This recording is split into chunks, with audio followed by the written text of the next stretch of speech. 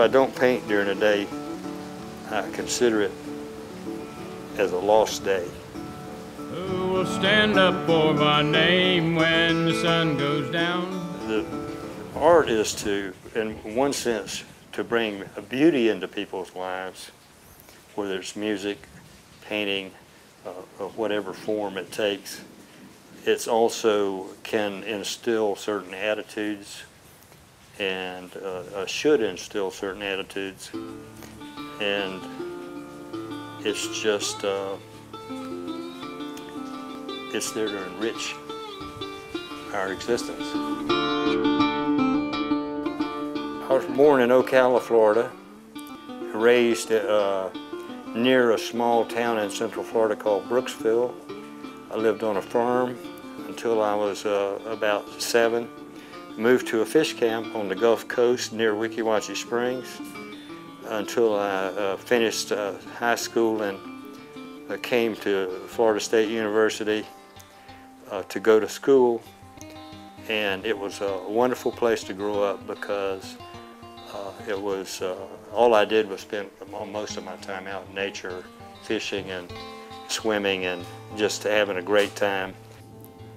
What I've been doing now for a couple of years is I've been working with a simple and classic landscape composition that essentially divides into two major masses of either trees, hills, mountains, whatever the viewer wants it to be, with either water or fields and a sky and a celestial orb. There are all kinds of things going on in them that have to do with what I term the profound beauty of nature and the grand cycle of life and death. Every day I try to work on these now because I'm having some serious eye problems and actually running out of time. I'm in more or less the final stages of retinitis pigmentosa, and so I sometimes have to go back and make different judgments about that differ from my original because of what I thought I was seeing. That's a good excuse anyway. I initially started out as an oil painter. I got allergic to the turpentine, so I had to go over to a different medium. I much prefer watercolor to the other things that were available, such as the acrylics, which I've never really cared for. Printing, again, was a possibility because I spent 10 years that all I did was draw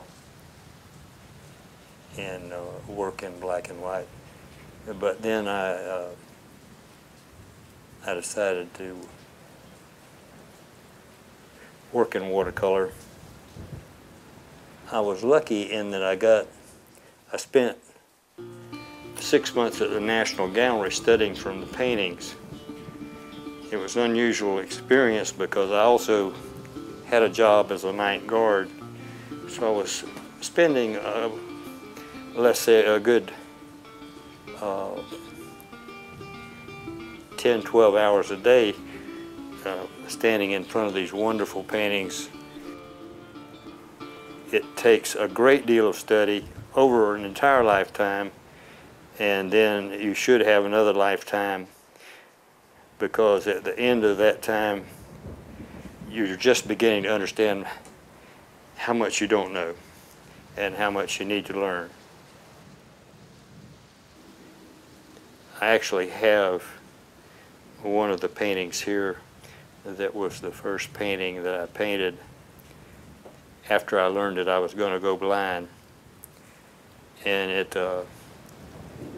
it's quite different coloristically, the treatment of how it's painted. That's what the painting was really about. I knew that I was moving into a transitional stage. Naturally was a bit more than a bit upset and a little bitter about the fact that fate had started taking my eyes away from me just as I had spent enough time in my life to maybe do some decent work. When I really started learning, of course, then past the initial point was when I started going down to the coast and studying from nature down in a wonderful place we have here called St. Mark's Refuge. And I studied there for probably 25 years. I always had to have some kind of a job to make just enough to live on or pay the bills almost. But I'd usually be through by noon. Then I could go down to the coast and work until the sun went down.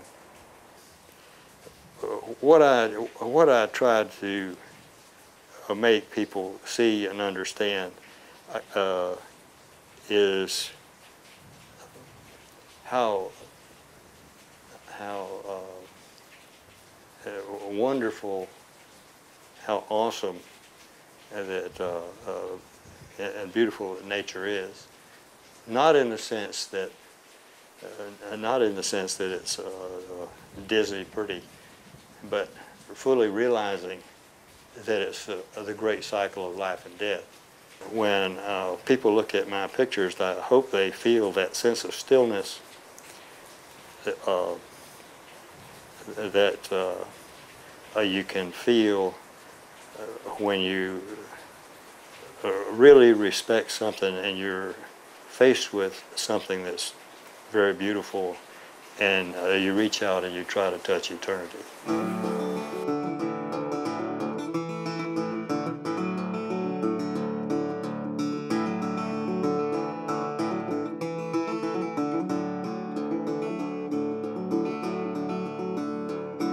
Who will stand up for my name when the sun goes down?